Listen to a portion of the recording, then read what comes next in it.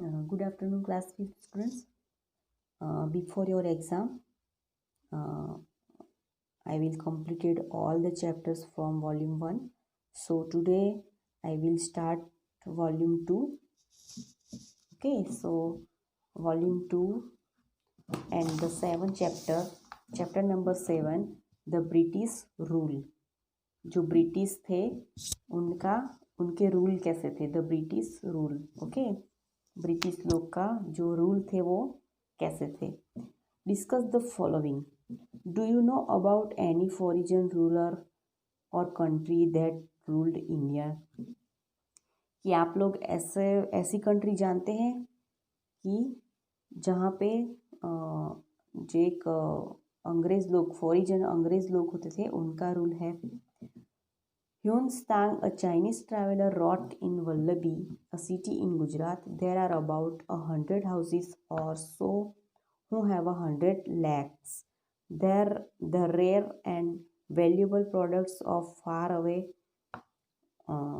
lands are stored here in great quantities. कि जो Chinese traveller था ह्यूएन स्तांग, उसने क्या लिखा है कि इन वल्लभी, जो वल्लभी है वो कहाँ पे है, गुजरात में है. देर आर अबाउट 100 हाउसेस, कि यहाँ पे काफ़ी 100 हाउसेस फैमिलीज होती है और 100 लैक्स उनके पास बहुत सारी ज़मीन होती है. द रेयर, ऐसे मतलब यहाँ पे इतनी अच्छी ज़मीन है कि यहाँ बहुत सारी क्वांटिटीज़ है. The Arab traveller who came to this country often talk about its immense wealth and plenty of gold. कि जो एक अरब ट्रैवलर है वो क्या बोलता है हमारी इंडिया कंट्री के बारे में कि यहाँ पे बहुत ही वेल्थ, मतलब इंडिया एक बहुत ही धनिक देश है और प्लेंटी ऑफ गोल्ड, यहाँ पे सोना भी बहुत सारा है. In which country was Vallabhi located. कि जो वल्लभी है वो कौन सी कंट्री में लोकेटेड है, इंडिया में. ओके, गुजरात इंडिया में है तो क्या आएगा, India. About which country are the Arab traveller talking about. Why do you think that a country would want to control another country. क्या आप लोग ऐसा सोचेंगे कि एक कंपनी दूसरी कंपनी के ऊपर अपना प्रशासन चलाएगी.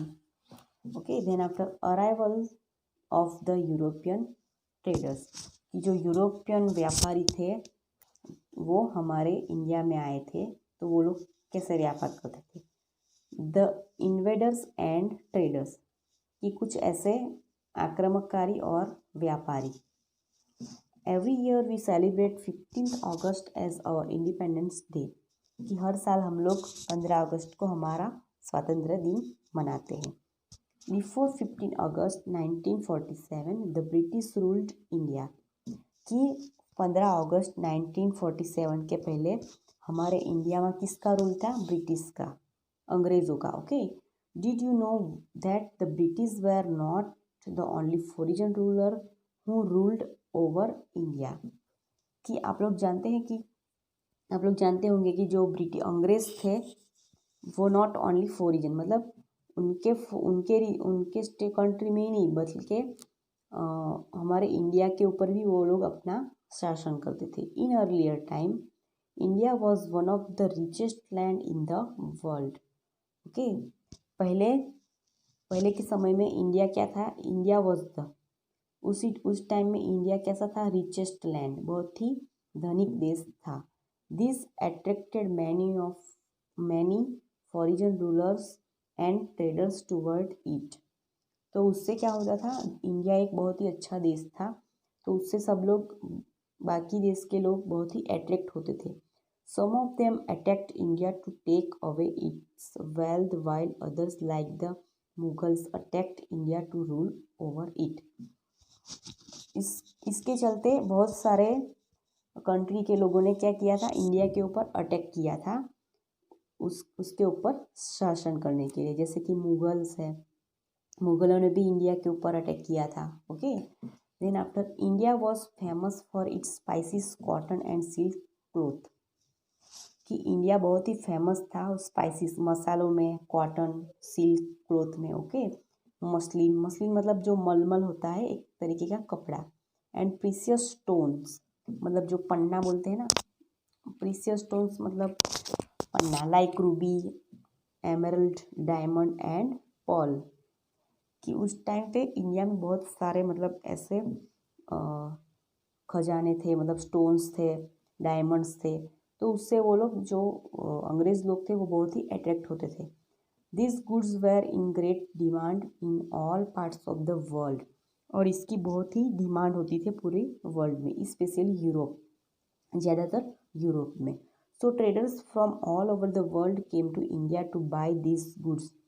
सो क्या होता था, बाहर के जो व्यापारी होते थे अलग अलग कंट्री के, वो इंडिया में आते थे और ये सब खरीदते थे। They earned a lot of money by selling this goods in other countries. कि यहाँ पे क्या करते थे वो लोग, सस्ते दाम में खरीदते थे और वहाँ पे जाके ज़्यादा पैसों में वो लोग बेचते थे। Many Europeans including the British also came to India to trade, but later they became the rulers instead. कि जो यूरोपियन थे, यूरोपियन के साथ साथ ब्रिटिश लोग भी also came to India to trade. Britisher European के साथ साथ जो ब्रिटिशर्स थे वो भी इंडिया में आए व्यापार करने के लिए। फिर उसके बाद क्या हुआ कि उनका शासन इतना बढ़ गया कि वो इंडिया के ऊपर ही राज करने लगे। Let us start from the beginning and look at the reasons that brought Europeans to India. Okay, then after the European traders in India. कि इंडिया में यूरोपियन प्रजा थी, उनका व्यापार कैसा था। The European countries trades with India since very early time. कि जो यूरोपियन कंट्री है वो बहुत पहले से ही इंडिया के साथ व्यापार कर रही थी। Indian spices, cotton, silk, precious stones, indigo and many other special Indian goods attracted them to India. कि यूरोपियन लोग को जो इंडिया की जो स्पाइसेस थे, कॉटन, सिल्क है, वहाँ के महंगे महंगे स्टोन हैं, डायमंड्स है, वो बहुत ही अट्रैक्ट करते थे यूरोपियन लोग को। तो उसके साथ वो, तो इसी के लिए वो वहाँ पे व्यापार करते थे। Later the Arabs and the Turks closed the sea and land routes to reach India. उसकी वजह से क्या किया, जो अरबी थे और तुर्क थे, वो उन्होंने क्या किया कि जो समंदर के माध्यम से जो रूट्स थे वो बंद कर दिए। The Europeans were forced to pay them a lot of money to get goods from India. और वहाँ और सी के माध्यम से वो एक ही रास्ता था, तो यूरोपियन लोग क्या करते थे, उनको जो अरब और तुर्की लोग थे उनको ज़्यादा पैसा दे के वहाँ से वो लोग जो सामान है वो इंडिया के बाहर ले जाते थे। Therefore the rulers of the European countries sent explorer like Magellan, Columbus, Vasco da Gama and others to find other sea routes that would take them to India. उसके बाद क्या हुआ कि इन लोग को ज़्यादा पैसा दे के वो लोग सामान ले जाते थे। उसके बाद जो यूरोपियन कंट्रीज थे, जो जैसे मंगलन, कोलंबस, वास्को डी गामा है, उन्होंने क्या किया, सी के माध्यम से इंडिया में जाने के दूसरे समुद्री मार्ग ढूंढ लिए। In 1948 CE a Portuguese sailor Vasco da Gama, जो पोर्टुगीज साहसी था, वो कौन था, Vasco da Gama, found a new sea route of India. वो पोर्टुगीज था, क्या नाम था उसका, वास्को डी गामा। उसने एक नया समुद्री मार्ग ढूंढ लिया इंडिया में जाने का। He sailed around the Cape of Good Hope के पास था, which is the southern most tip of America and reached Calicut on the west coast of India. वो कहाँ पे था, दक्षिणी भाग में था अफ्रीका के, ओके, और इंडिया के पूर्व भाग में। ये उन दो समुद्री मार्गों को जोड़ता था। He went back home with ships full of spices, indigo, textiles and many other special goods from India। कि जो वास्को डी गामा था उसने क्या किया कि इंडिया के बहुत सारे जो स्पाइसेस है, टेक्सटाइल्स है, वो सारा सामान उसने अपने शिप में भर के फुल कर दिया और वो वापस चला गया।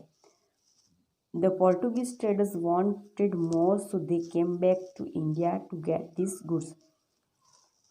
और जो पोर्टुगीज़ लोग थे उनको क्या चाहिए था, ज़्यादा चाहिए थे इंडिया के पास से ये सब चीज़ें, तो उन्होंने क्या किया, कम बैक, वो इंडिया में वापस आए ये सब चीज़ें खरीदने के लिए। This setup their trading centres at Calicut, लेकिन उन्होंने क्या किया, अपना जो व्यापार था वो उनका सेंटर ही वहाँ पे बना दिया व्यापार का। कहाँ पे, कैलीकट बंदर पे।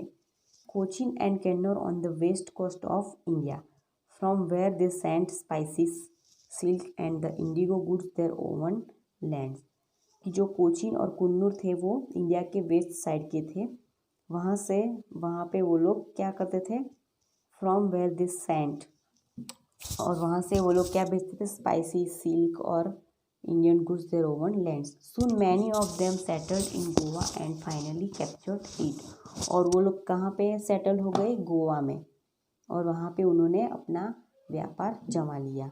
ओके, सो आज के लिए बस इतना ही। Thank you.